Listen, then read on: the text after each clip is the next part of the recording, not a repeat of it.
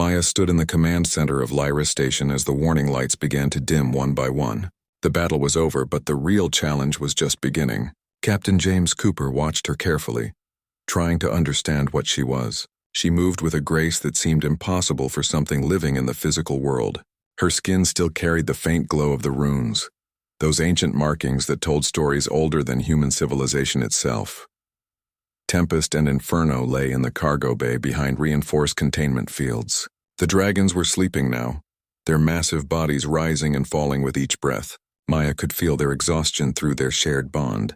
They had fought harder today than they had fought in 1,000 years. The energy required to manifest at such a high level of consciousness had drained them completely. Captain Cooper approached her with a cup of water. She took it without speaking and drank it slowly. Her emerald eyes tracked the movement of repair crews working frantically across the station. The alien coalition had damaged 3 sections of the station badly. The outer rings were venting atmosphere into space, and the life support systems were operating at only 70% capacity. At least 200 humans had died in the attack, and hundreds more were injured.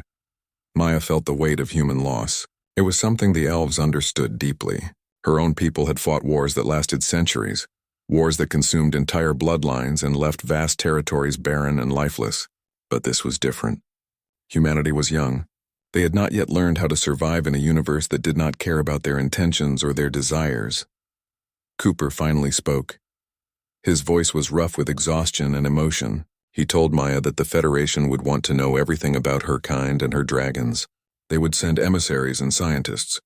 They would want to study her, understand her, possibly try to harness her power for their own purposes. Humanity always did this with things they feared and did not understand. Maya turned to face him directly. Her eyes seemed to look through him rather than at him. She said that humans had a choice to make. They could continue down the path of endless expansion and conquest, believing that their technology made them superior to all other forms of existence. Or they could learn a harder lesson. They could understand that power was not about dominance but about harmony and balance with the forces that governed the universe. Cooper sat down heavily. He admitted that he did not know what Maya was talking about. His entire military training was based on the concept of achieving dominance over enemies. It was how humans survived. It was how they had conquered their own world and expanded into space. The idea of harmony seemed like weakness to him. Maya walked to the observation window and looked out at the stars. She explained that this was the fundamental misunderstanding that would eventually destroy humanity if they did not correct it. The elves had learned long ago that the universe was not something to be conquered. It was something to be understood and respected. The dragons in particular were guardians of forces that human minds could barely comprehend. They did not destroy things because they enjoyed destruction. They defended what needed to be defended because it was their nature to do so. A red alert suddenly flashed across the communication screens. The early warning system had detected another fleet entering the region. This one was not the alien coalition. The markings on the hull identified them as Federation human vessels. They were coming to investigate what had happened at Lyra Station. Cooper immediately began issuing orders to his communication teams, but Maya raised her hand in a gesture that seemed to create a strange silence across the entire command center. She said that the Federation would come with questions and suspicions. They would want to claim credit for the victory or blame their own people for the losses. Humans were good at these kinds of games. She continued by saying that she would meet with them, but Cooper needed to understand one thing clearly. If the Federation tried to take her or her dragons as prisoners or experimental subjects, she would leave. And if she left, the alien coalition would continue to attack human settlements until eventually there would be no more humans left in this region of space. It was not a threat. It was simply cause and effect. Cooper nodded slowly. He understood what Maya was saying, even if he did not fully agree with it. He made a decision right then. He would protect Maya and her dragons, whatever it took. Because he had seen what happened when humanity was truly desperate and alone in the darkness. The next few hours were spent preparing Lyra Station for the arrival of the Federation fleet. Repair teams worked frantically to restore basic systems. Medical personnel tended to the wounded. Captain Cooper prepared a detailed report of what had happened, carefully choosing his words to emphasize the role of the station's defenses while downplaying Maya's involvement. It was a delicate game, but it was a game he had learned to play well. Maya spent the time with her dragons. She entered the containment field and walked between their massive bodies. She could feel their minds through their shared bond. Tempest was thinking about the battle, replaying each moment, analyzing every movement and every decision. Inferno was thinking about food. His inner flame always burned hotter after combat, and it required massive amounts of energy to maintain. She placed her hands on both dragons and shared her consciousness with them. She showed them visions of the human command center and the Federation ships approaching. She showed them Cooper and explained that this human was different. He would not betray them. He would not harm them. The dragons accepted this knowledge because Maya's bond with them meant that they shared her intuition about the nature of other beings. When the Federation fleet finally arrived, 3 massive warships settled into orbit around Lyra Station. They sent a diplomatic shuttle down to the station with a team of military officials and scientists. Maya waited in the command center, standing calmly beside Captain Cooper as they entered. The lead official was a tall woman named Rebecca. She had sharp eyes that seemed to analyze everything they looked at. She carried herself with the rigid posture of someone trained in military discipline. Behind her came 2 scientists with equipment and recording devices, their faces alive with curiosity and barely concealed excitement. Cooper presented his report to Rebecca. He spoke carefully, describing the battle in technical terms. He explained how the station's defensive systems had performed better than expected. He mentioned that there was additional support that he would discuss privately with her. Rebecca's eyes narrowed. She knew he was hiding something. After the official report was finished, Cooper asked Rebecca to come with him to a private conference room. Maya followed quietly, her presence immediately drawing Rebecca's full attention. The Federation official studied Maya carefully, noting the pointed ears, the unusual markings on her skin, the way she moved as though gravity itself was a suggestion rather than a law. Rebecca asked directly what Maya was and where she came from. She wanted to know about the energy signatures that had been recorded during the battle. She wanted to understand how 2 dragons had managed to destroy an entire alien fleet. She wanted to know everything. Maya looked at Rebecca for a long moment before answering.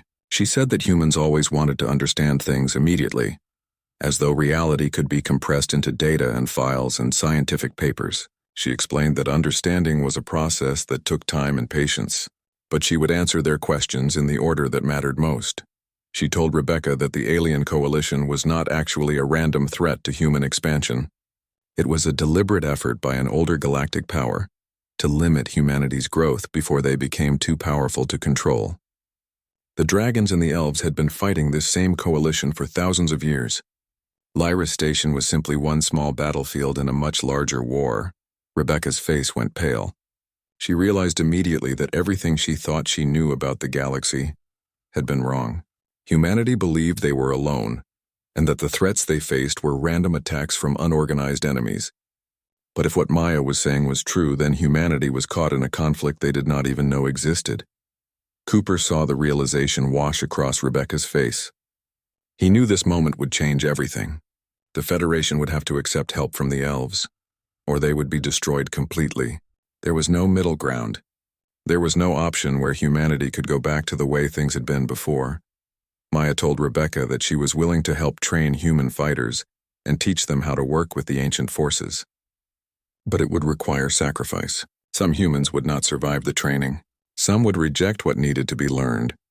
But those who succeeded would become something more than what they had been before. Rebecca asked the crucial question.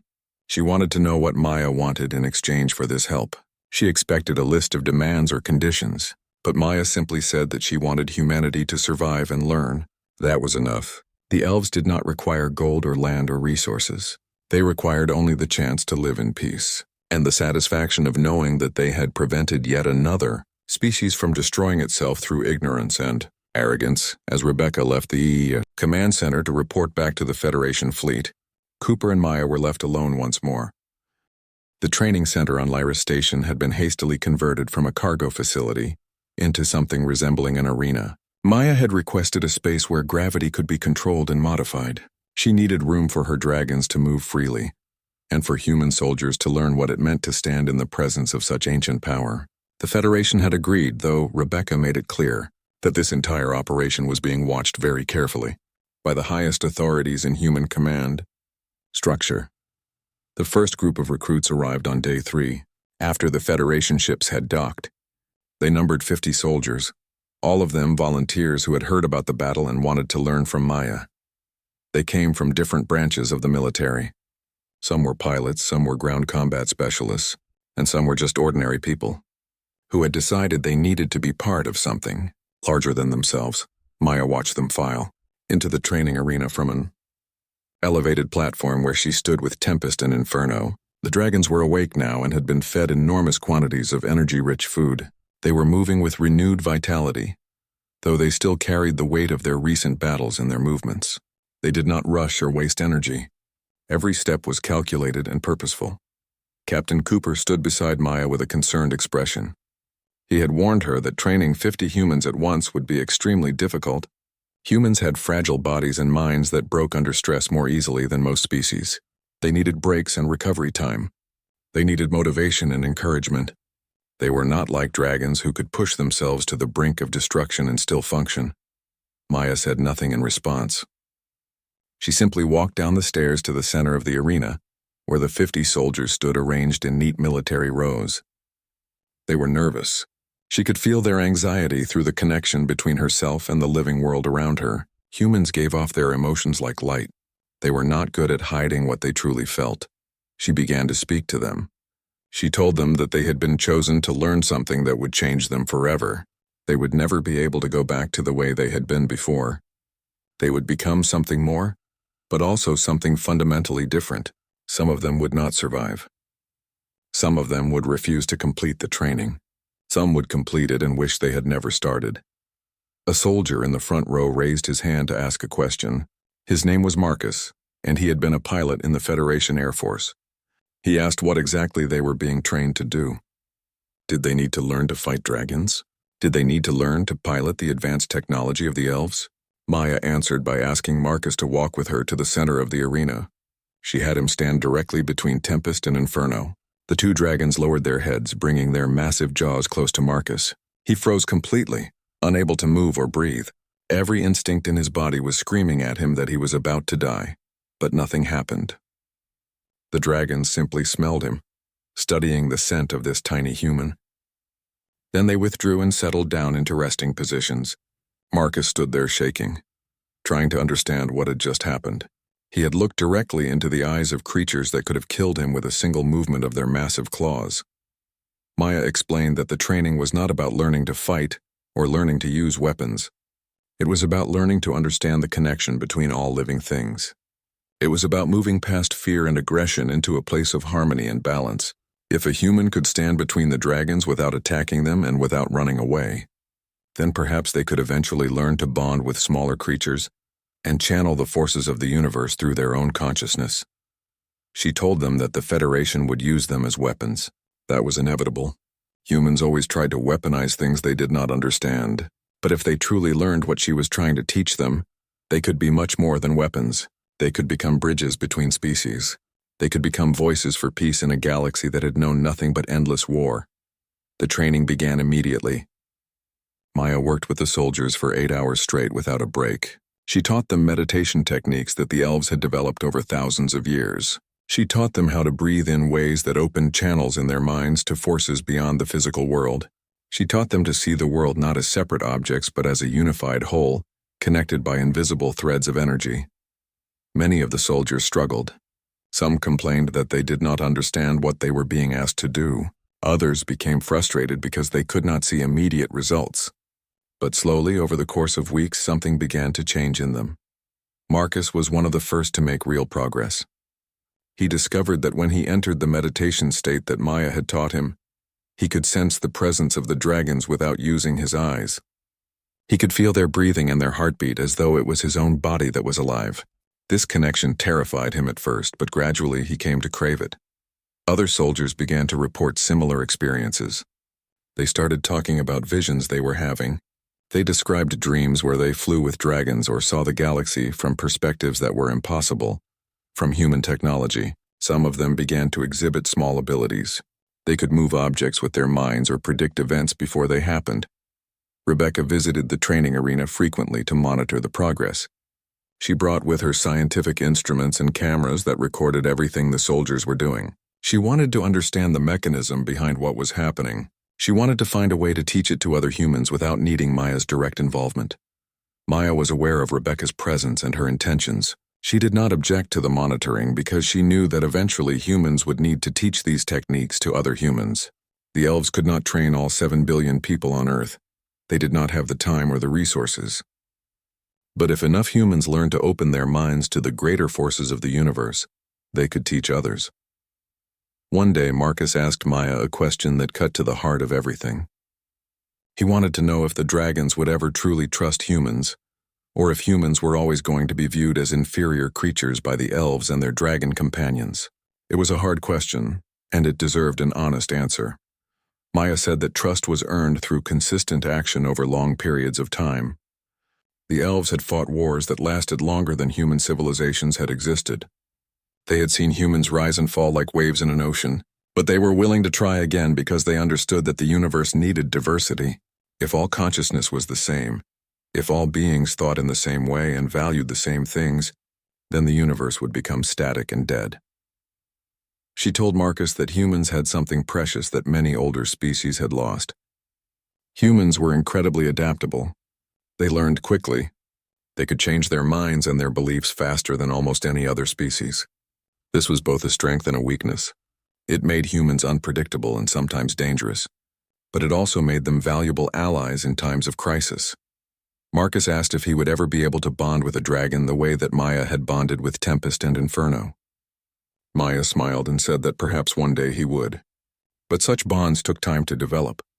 They could not be forced or rushed. They required genuine understanding and mutual respect. Weeks passed. The training continued. More soldiers arrived to join the program. The Federation was investing heavily in this new approach to warfare and cooperation. Some military leaders were skeptical, but they could not argue with the results. The soldiers who completed the training performed better than ordinary humans in almost every measurable way. But trouble was brewing in the Federation government. Some politicians were asking questions about Maya's true intentions. They wondered if she was manipulating humanity for her own purposes.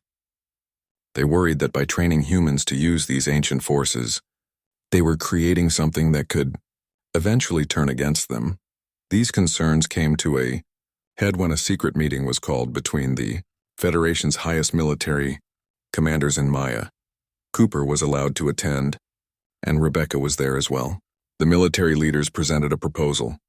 They wanted to extract genetic samples from Maya and her dragons so they could begin a breeding program to create more elves and more dragons under human control. The silence that followed this proposal was profound. Maya's eyes went cold and distant. Tempest and Inferno, who had been resting outside the conference room, suddenly began to move. Their scales began to glow with internal power. Captain Cooper felt the temperature in the room spike suddenly as the dragons responded to Maya's emotional state. Maya said very calmly that the meeting was over. She stood up and walked toward the door. One of the military commanders tried to stop her physically, reaching out to grab her arm. It was the last mistake he ever made. He did not die. Humans were not easily killed by the forces that Maya could command, but his arm froze solid with ice that burned his skin from the inside out. His screams filled the conference room as he fell to the ground in agony. The other commanders instinctively drew weapons, but Rebecca shouted orders for them to stand down. Captain Cooper moved faster than he had moved in years. He ran through the corridors of Lyris Station, using every shortcut he knew to reach the flight bay before Maya could launch the dragons into space. His heart was pounding, and he knew that this moment would define everything that came after. He burst into the flight bay just as Maya was preparing to open the atmospheric seals. Tempest and Inferno were already in their launch positions, their powerful wings extended and ready for the force that would propel them out into vacuum. Maya turned to look at Cooper with those ancient emerald eyes that seemed to contain entire galaxies of knowledge and sorrow. Cooper did not waste time with pleasantries or explanations. He simply told Maya that she was right. The Federation had made a terrible mistake, but not all humans were the same. Some of them understood the danger of what had been proposed. Some of them were willing to do the right thing even when it was difficult. He told her that he had already contacted the Federation president directly. He had informed them that if Maya and her dragons were harmed or imprisoned, then he would shut down Lyris Station and disable all the defensive systems. The alien coalition would then have a clear path to attack Federation colonies. The president had understood the message. The order to extract genetic material had been rescinded. Maya studied Cooper's face carefully. She was trying to determine if he was telling the truth or if this was simply another human deception. But the connection between herself and the living world around her told her that Cooper was being honest. His heart was racing with genuine fear and determination. He had risked everything to come here. She lowered her hand and the dragons settled their wings. They had not yet entered the launch sequence. They had been waiting for her final decision. Maya asked Cooper what he wanted her to do. Did he want her to stay and continue training humans? Did he want her to somehow trust that humanity would not make the same mistakes again? Cooper said that he wanted her to stay because this was important, but he also said that he understood if she could not trust humanity anymore. They had proven themselves to be a species that would sacrifice anything for knowledge and power, but that did not mean that all hope was lost. He told her that Marcus and the other soldiers who had completed the training were different now. They had genuinely learned something profound. They had been changed by their connection to the greater forces of the universe. These humans could become bridges between species. They could teach other humans to see the world differently. Maya said that she would stay, but there would be new conditions. The Federation would no longer have authority over her or her dragons. Instead, she would answer only to Cooper and to the humans who had truly learned what she was trying to teach. If the Federation tried to interfere again, she would leave immediately. There would be no second chances and no negotiations. Cooper agreed to all of her conditions. He knew that the Federation president would not be happy about this arrangement. But there was no other way forward. Humanity needed Maya and her dragons more than they needed complete control. The days that followed were tense and complicated. There were heated discussions between Cooper and the Federation about who had authority over Lyra Station and over the training program. Politicians asked questions about why one elf woman and two dragons had so much power. Military leaders argued about protocols and command structures, but Maya continued with her work. She expanded the training program to include not just military personnel, but also scientists, artists, philosophers, and ordinary civilians. She believed that the transformation of human consciousness could not be limited to just soldiers. Everyone needed to learn about the deeper connections that bound all living things together. Marcus rose to become one of her most valuable assistants. He had progressed so far in his training that he could now sense the presence of others who were learning. He could help Maya identify which humans had the greatest potential to open their minds to the universal forces. He had become something between human and elf, not quite one thing or the other, but uniquely valuable because of his combination of human practicality and elf awareness. One day, Marcus was meditating in the training arena when something unexpected happened. He felt a presence approaching him that was not fully human and not fully dragon. It was something else entirely. He opened his eyes to find Inferno standing directly over him. The great dragon had never come this close to any of the human trainees before. Inferno was the more aggressive and territorial of the two dragons. Tempest was more philosophical and patient with humans. Inferno was more likely to see them as potential prey or potential enemies. But Inferno did not attack. Instead, the dragon lowered its massive head until its snout was only inches from Marcus's face. Inferno breathed out slowly and Marcus felt a wave of heat wash over him. But it was not the heat of fire. It was something else.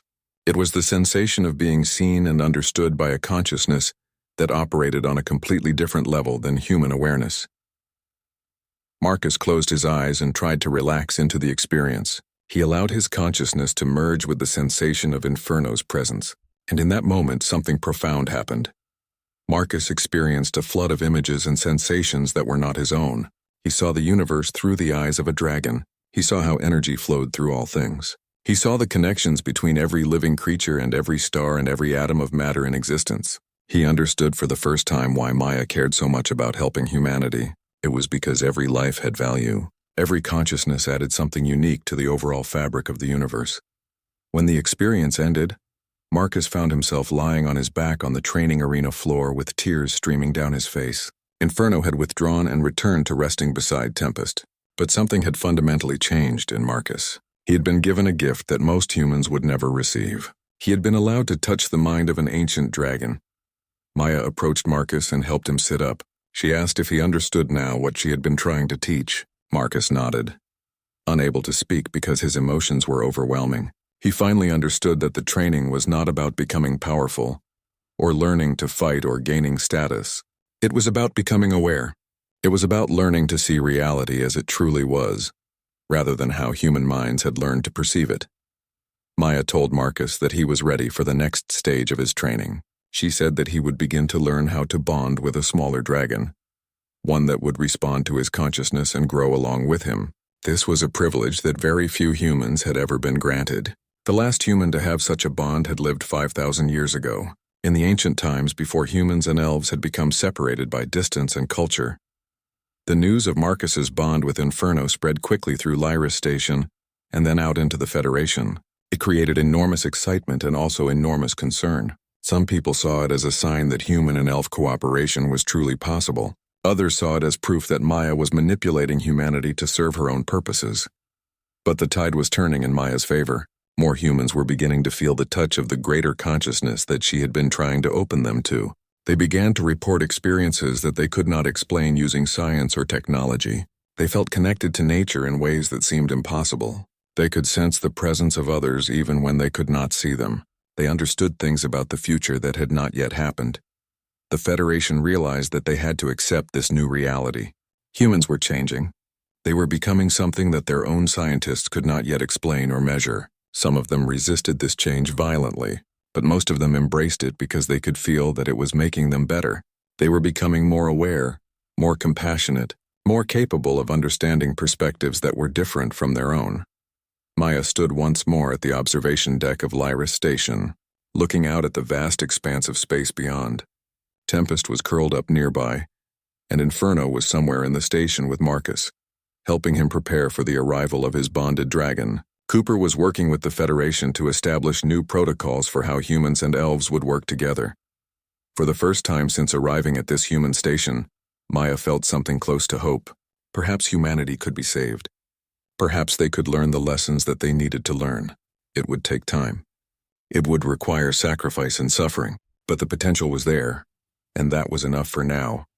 3 months had passed since Marcus had bonded with Inferno. His small dragon had arrived on a special transport vessel from the elf homeworld. The creature was only the size of a horse, a fraction of the size of Tempest and Inferno, but the young dragon possessed the same ancient intelligence and the same capacity for connection that its older counterparts held. Marcus named the small dragon Ember. The bonding process had been gradual and beautiful. It required trust on both sides. Marcus had to learn to silence his human mind and open himself completely to the young dragon's consciousness. Ember had to learn to accept a human as a partner, rather than viewing humans as strange and fascinating creatures from a distance. Now they flew together through the training simulations that Maya had designed. Marcus would pilot a small spacecraft while maintaining his connection with Ember.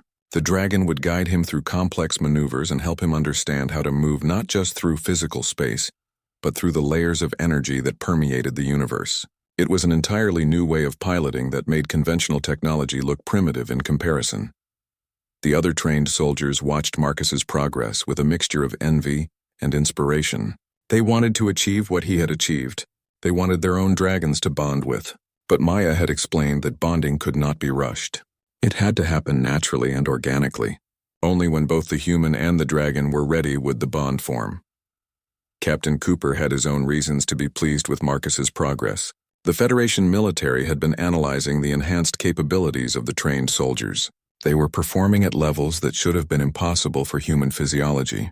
Their reaction times were faster. Their strength was greater. Their awareness of their surroundings was more complete and more accurate. The Federation military commanders wanted to understand how to replicate these results. They wanted an entire army of trained soldiers who could use the ancient forces in the way that Maya had taught them. Cooper knew that this was a dangerous path. If humans militarized the spiritual traditions that Maya was teaching, they would lose the very essence of what made the training valuable. He brought his concerns to Maya one evening as she stood in the observation deck watching the stars. She was not surprised by what he told her. She had seen this pattern many times before. Young species always wanted to weaponize the sacred knowledge they received. They could not resist the temptation to turn spiritual understanding into tools of war.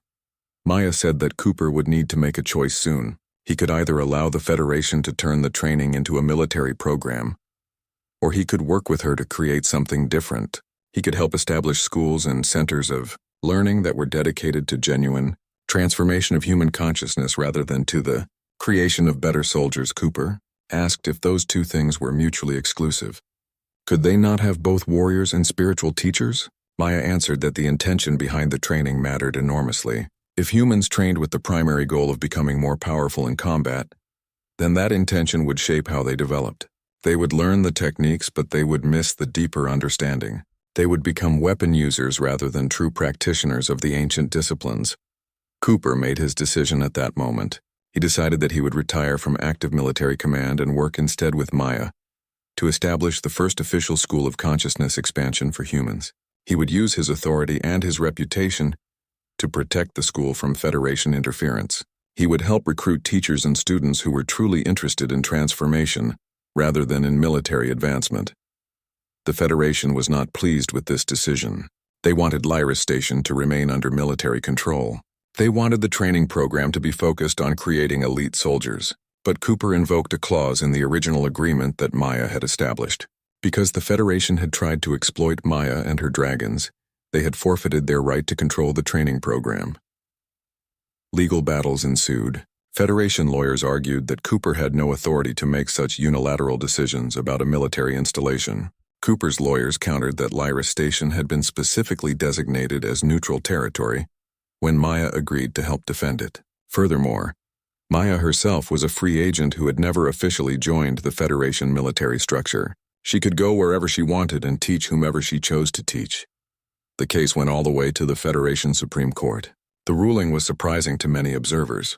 The court decided that both parties had legitimate claims. Lyra Station would remain as a military facility, but a separate institute for consciousness education would be established on an adjacent habitat ring.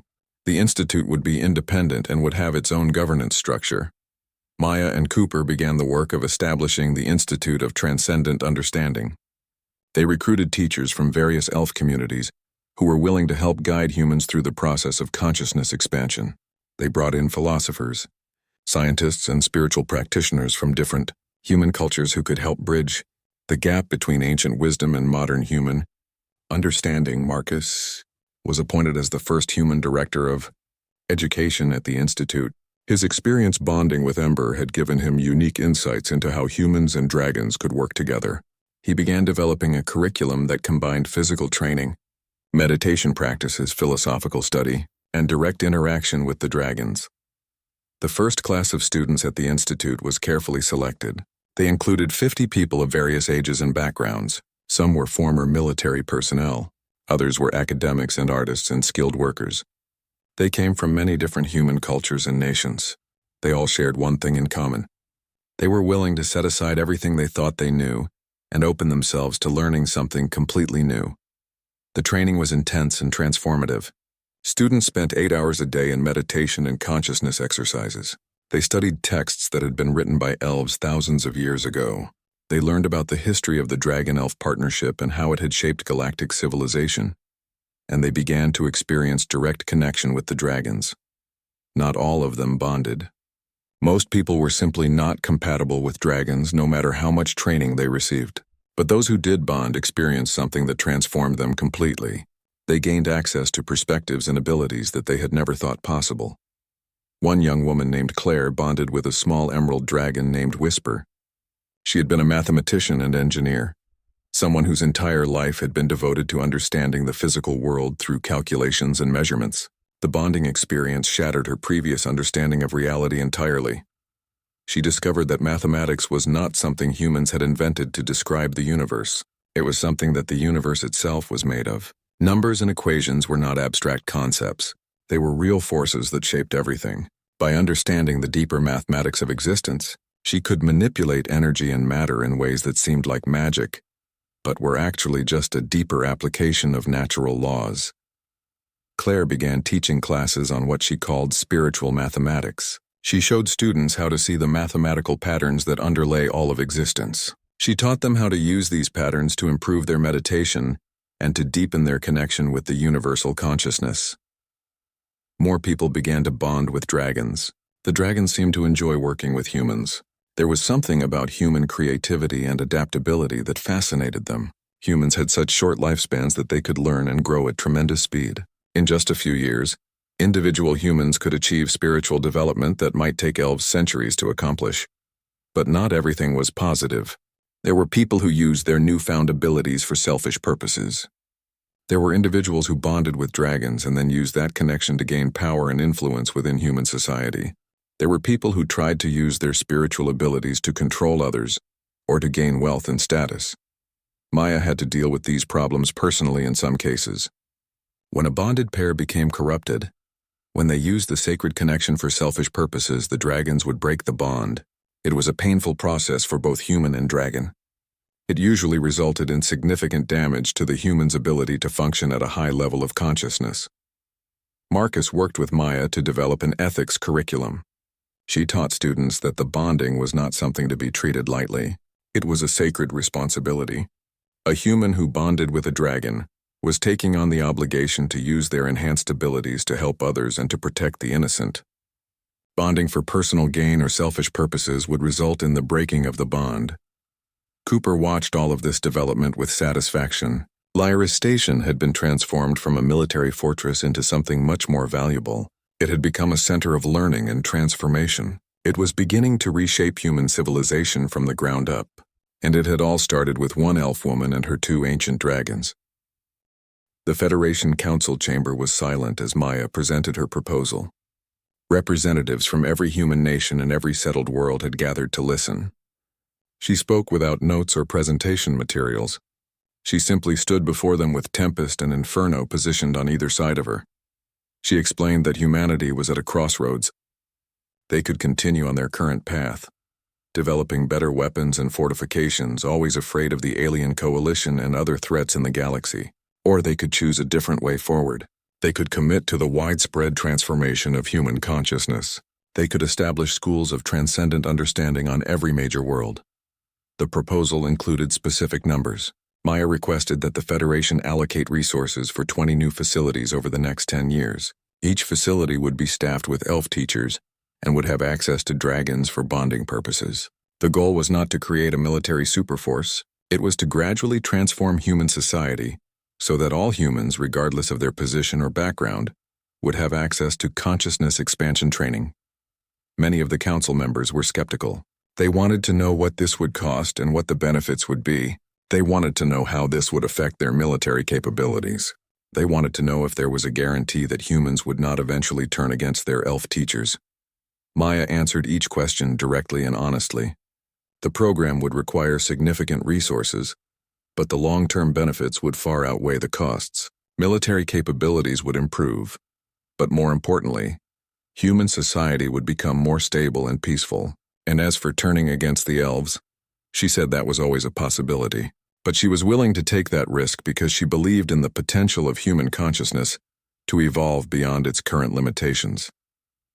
The debate continued for hours. Some council members wanted to move forward immediately. Others wanted to proceed slowly and carefully.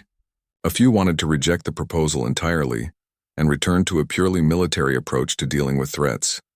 Finally, the Federation president called for a vote. When the results came in, the vote was surprisingly clear. 78% of the council voted in favor of proceeding with Maya's proposal. Humanity would receive the opportunity to undergo consciousness transformation on a massive scale. Over the following months, plans were drawn up for the new facilities. Locations were selected on every major world. Construction began immediately. The Federation invested enormous amounts of money and resources into the project. For the first time, consciousness expansion training would be available to ordinary people, not just military personnel or selected elite. Cooper worked with Maya to recruit and train elf teachers. Many elves were reluctant to work with humans. They believed that humans were too warlike and too selfish to truly benefit from the training.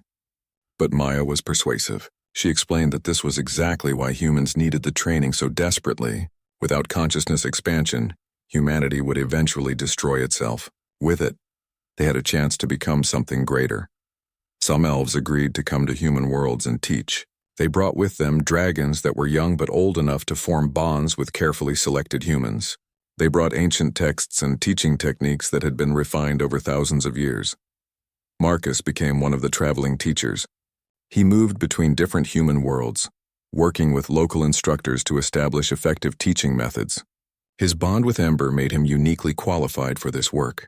Many humans felt more comfortable learning from someone who looked like them, and who they could see had successfully bonded with a dragon. Claire's work in spiritual mathematics also proved invaluable. She was able to translate elf philosophical concepts into mathematical language that could be understood by engineers and scientists. She showed that consciousness expansion was not mystical nonsense, but rather a deeper understanding of the laws that governed the universe. The transformation began slowly at first. The first wave of students at the new facilities were mostly volunteers and the spiritually curious. But as more people completed the training and bonded with dragons, others began to want to join. Parents wanted their children to have access to the training. Workers wanted to learn. Even some military personnel who had resisted the program at first began to ask to participate. Within 2 years, over 5,000 humans had successfully bonded with dragons. With 3 years, the number had climbed to 50,000. The transformation was happening faster than anyone had predicted. The changes in human society were profound. Crime rates dropped dramatically because people who had experienced connection to universal consciousness could not maintain their previous patterns of selfishness and violence. Mental illness decreased significantly as people learned to understand their own minds through meditation and spiritual practice. Human societies became more cooperative and less focused on competition and dominance. But there were also significant challenges. Some humans rejected the training completely. They saw it as a threat to their way of life and their freedom. They organized resistance movements and tried to prevent others from participating in the program. There were violent confrontations between people who had undergone transformation and people who refused to accept the changes.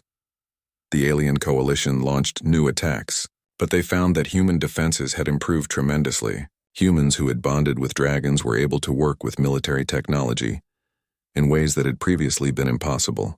They could sense enemy movements before they happened. They could coordinate their actions with perfect unity and precision. More importantly, the alien coalition began to realize that humans were changing in ways that made them harder to fight. They were becoming less predictable because they were thinking in ways that were not based purely on logic and aggression. Some of the alien species fighting in the coalition actually decided to withdraw from the conflict entirely. After 5 years, the consciousness transformation program had fundamentally changed human civilization. Over 20% of the human population had undergone significant training. Over 100,000 humans had bonded with dragons. The galactic balance of power had shifted. Humans were no longer seen as just another young species to be exploited or eliminated. They were becoming a force to be reckoned with. Maya stood once more in the observation deck of Lyra Station with Cooper and Marcus. They looked out at the galaxy beyond, watching stars that shone with significance and meaning now that humanity's eyes had been opened to see them properly. Tempest and Inferno rested nearby, their massive forms a reminder of the ancient forces that had guided this transformation. Cooper asked Maya if she was satisfied with what they had accomplished. Had she achieved her goal of helping humanity survive and evolve? Maya answered that they had made a beginning. There was still so much to learn and so much to accomplish, but the foundation had been laid. Humanity now had the tools and the knowledge to continue its own evolution. She said that this was what the elves had been waiting for. They had known for thousands of years that humanity had enormous potential, but potential was not enough. Humans had to be willing to change. They had to be willing to question everything they thought they knew. They had to be willing to work with beings that were different from themselves. Marcus asked what would happen next. Would the elves and humans eventually merge into a single civilization? Would they continue to remain separate but cooperative? Maya said that she did not know what the future would hold. The future was not predetermined. It was created by the choices that sentient beings made every moment of their existence. But she knew one thing for certain. Humanity had proven that they could change. They had proven that they could learn. They had proven that they could open their minds and hearts to possibilities that they had never before considered. That gave her hope for the galaxy's future. Cooper raised a glass of wine in a toast. He said to the presence of Maya and her dragons, to the courage of humans who had dared to transform themselves, to the commitment of elves who had chosen to help despite their doubts and reservations. He said to the future that they were all building together. One bonded pair at a time, one transformed mind at a time, one conscious choice at a time as they drank. The stars outside the observation window seemed to shine a little brighter. Somewhere in the depths of space, other humans were beginning their own journeys of transformation. Other dragons were bonding with humans who were ready to see the universe as it truly was. Other elf teachers were helping to guide humanity toward its full potential. The dragon rider of Lyra's station had set something in motion that could never be stopped. It was not just a single elf woman with her 2 ancient dragons. It was the beginning of a new era for human civilization, and it had all started with one choice to trust, one decision to learn, one moment of connection between a human and a dragon. As the night deepened around Lyra's station, Maya felt the presence of her dragons in her mind. They were content. They had played their part in the awakening of human consciousness. Now it was time to see what humans would do with this gift they had been given. The future was uncertain, but it was no longer hopeless, and in a galaxy filled with ancient forces and cosmic powers,